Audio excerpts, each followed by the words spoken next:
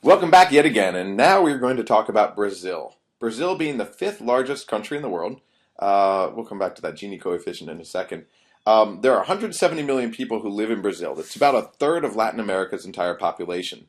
As I mentioned during the case of Mexico, Brazil has actually beaten Mexico for the largest GDP in Latin America as of a few years ago. Brasilia is the capital of Brazil. The reason that's interesting is it was actually created in 1960 to open up the Amazon frontier. And the Amazon rainforest accounts for about 60% of Brazil's actual land territory. So that's why this is so important. There are about 2 million people who live in Brasilia today. So this is an important change. The country is 80% urban, most living on the East Coast. You can see the primary centers here. About half of the land is barely populated. We're talking about the Amazon basin. The Amazon basin, again, it accounts for about 60% of the land, but only 13% of the population, which should remind you of some other countries. We've talked about this before. What other countries are sort of like this? No, probably not the UK. No, probably not. Oh yeah, Japan's kind of like this, isn't it? China's a little bit like this, isn't it? So you can think about what might be some political implications of this, how this might impact on the urbanization process. We've talked a lot in this class about how urbanization therefore impacts on the political process. So this is also in terms of ethnic origins. This is the largest African origin population outside of Africa. The mulattoes are mixed white and black. The cablocos are white and indigenous. So these are sort of the racial groups that they have here. We'll talk a lot more about racial groups when we get to South Africa. Here it's sort of racial group light. There's not a strong political identity attached to this as there is in South Africa. So 40% actually claim to be of mixed race today in Brazil.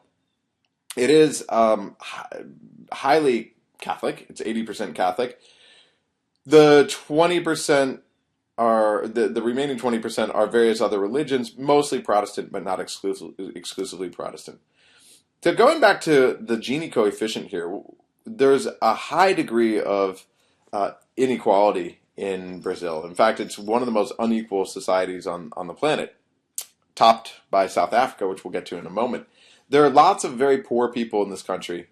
Inequality means high levels of poverty, but historically they've been politically disorganized. Today, though, over the last several years, over the last many years, we've seen the rise of various social movements, especially in urban shantytowns. These urban shantytowns arose in the 1960s and 1970s as people came to the cities and you had major economic and socioeconomic really changes. And the state has been very weak in many of these places. You've had a huge murder rate, gang violence in many of these shantytowns. These are these favelas. The police basically gave up on many of these favelas until fairly recently, ahead of the 2014 World Cup and the 2016 Olympic Games. They've actually been invading these police and Marines. They can't just do this with police, so the military has been coming in and trying to clean these places up. Now, when I say the military has been coming in and trying to clean these places up, that should ring some bells as we go through this class and talk a little bit about military regimes in the past in Brazil. This is nothing like a military regime, but when you have the military on the streets, it can bring up certain memories.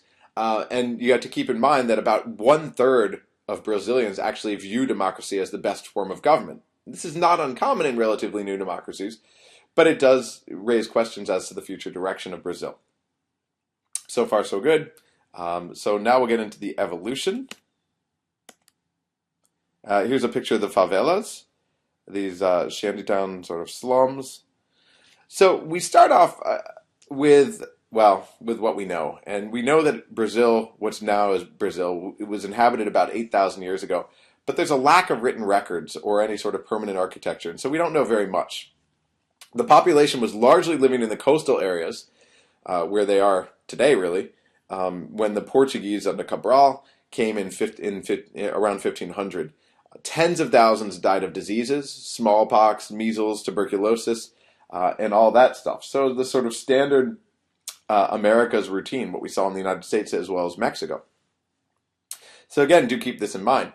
The Portuguese were unimpressed when they came to town because there were no apparent mineral resources, and so they set up a few trading posts on the coasts until the French decided they wanted in. And if you have two dogs, together, this mentality will sound familiar. So one dog has a bone, the dog doesn't really care about the bone, sort of lies next to the bone. The other dog wants the bone, and suddenly that first dog is all over that bone. Well, the Portuguese monarch decided he was going to give the nobles land if they would go off to Brazil and settle this place that he wanted to call his own. And they did. So this is a common theme, actually, where you've got this top-down state-led expansion. We've got the westward expansion in the United States, where you had basically land going out for free to people who would settle on it. The eastward expansion in Russia took place the same way. We didn't talk about it in this class, but it did take place the same way. This top-down approach to laying claim on the land by populating it. Again, see Africa and how the Europeans took over Africa. In part, this meets a bit of that sort of criteria. Brazil is home to the world's first major plantation export economy. This was based on sugar. But remember that disease killed off much of the local population, so the local would-be slaves.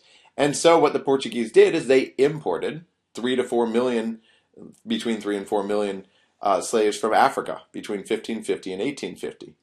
So again, here's another common theme, where colonial states create mass displacement, and they create in the process multicultural states.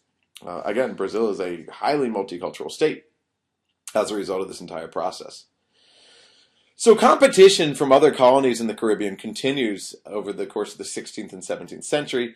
The French are there, the Spanish are there, the Dutch are there, and this eventually leads to decline of Brazil by the mid-17th century. Here competition, we're talking about the reverse side, the inverse of the competitive sort of evolutionary model, where if you can't keep up, you face decline. You either adapt and you succeed, or you can't and you sort of decline. And that's what happened in Brazil until they found gold and diamonds. And then the Portuguese monarch decided to tighten control, put a little more focus on Brazil, and they also began to tax colonists in Brazil. Taxation can always sort of ruffle feathers, and so in 1789, oh geez, we had some stuff going on in 1789, didn't we? Well, in 1789, you have a rebellion. You have a rebellion because of this taxation policy. But this is crushed in part because of intra-elite schisms. People feared that independence would lead to this dominant. Some people within this sort of rebellion feared that any sort of independence move away from Portugal would lead to domination by the Afro-Brazilian majority. And so you had this intra-elite schism where some people wanted this, some people didn't want this. So this should remind you of several cases. I'll throw out a couple right there. The United States, right? Taxation without representation.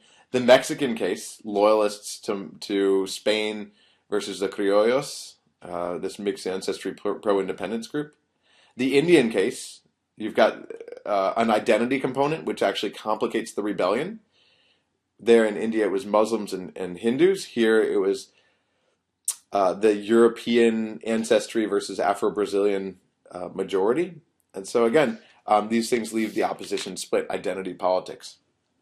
Important things to keep in mind. The Portuguese monarchy actually moved to Brazil during the Napoleon attacks. So good thing they decided to invest more in them. So literally a couple decades after the 1789 rebellion, you had the Portuguese monarchy housed within Brazil. And then ultimately they made this into an autonomous kingdom under the Portuguese king's family. And this helped to satisfy some demands for autonomy. So going back again to some of the roots of the rebellion. From 1889 to 1930, we refer to this period as the Old Republic. There was a military coup, and then the military quickly transferred formal political power to a group of oligarchs. If you remember the term oligarchs, I threw this out there when we were talking about the Russians. Well, the Russians, after the communism, weren't the first to have a series of oligarchs. So these business sort of tycoons that own huge amounts of the economy. In Brazil, you also had this dating back into the early 1900s, and they were based in the coffee economy. Something to remember that's interesting and very important is that after the military took over in 1889 and launched this military coup, again, they transferred formal political power back to the oligarchs, but the military remained the political arbiter in Brazil. And it goes back to the lesson from the military regimes. Often they will leave fairly quickly, but often they're also not very far from the political buttons even after they leave. In this case, they took on a U.S.-style constitution. They gave literate males the right to vote. it only made up about 5% of the population. So still we're talking about, far from universal enfranchisement or suffrage. Patronage and clientelism were really the rule of the day. So you had state power going on at the expense of the center.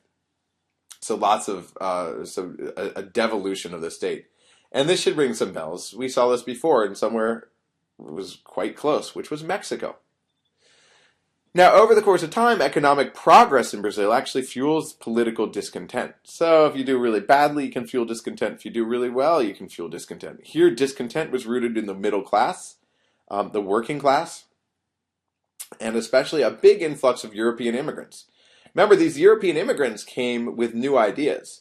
So they had these new ideas of what governance should be. And you also had this massive infighting between regional elites, which led to some degree of instability. So remember, this is a theme we discussed in globalization, the transport of new ideas. But we also said that it wasn't limited to the late 20th century. And this is a case in point where European immigrants bring some of these new ideas. So another question to think about, where else have we seen an important role for the transfer of ideas in destabilizing the status quo? I want you to think about that. I may put that up as a discussion question. But I can guarantee you that some of the things that should be popping into your mind, China, Russia, Japan, all these things, the transfer of ideas destabilizing the status quo sometime over the course of history.